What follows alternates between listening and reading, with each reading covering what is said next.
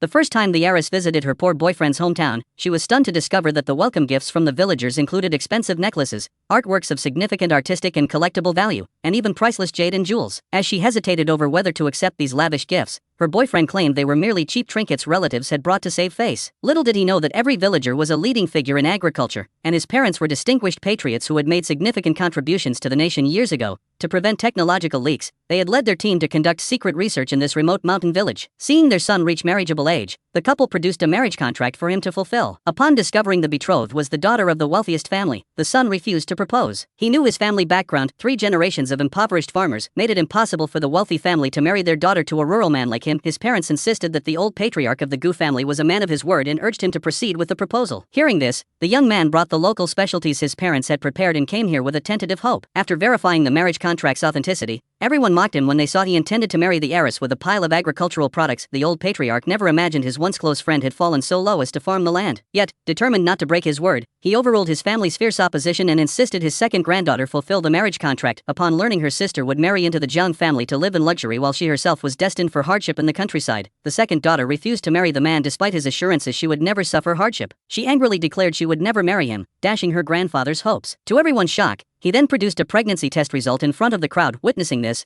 the old patriarch nearly suffered a heart attack from the shock. Seeing no way to reverse the situation, he reluctantly consented to his eldest granddaughter marrying the man. Though this decision drew fierce opposition from his eldest son and daughter-in-law, the woman agreed to her grandfather's demand to spare him further distress, then proceeded to comfort her family. That same day, the couple went to the Civil Affairs Bureau to register their marriage. Unexpectedly, while the woman waited in the lobby for the man to pick her up, she ran into her younger sister, who had just finished her own marriage registration. Before the sister could utter a word of mockery, the young master grabbed the woman by the arm. Just as the awkward moment lingered, the woman's parents arrived dragging suitcases. It turned out they'd grown uneasy about their daughter and decided to accompany her to the man's home, ready to whisk her back immediately if they saw any mistreatment. But when they turned around, they saw the man riding a beat-up tricycle to pick up his daughter. This scene drew not only the sister's mockery but also left the parents speechless.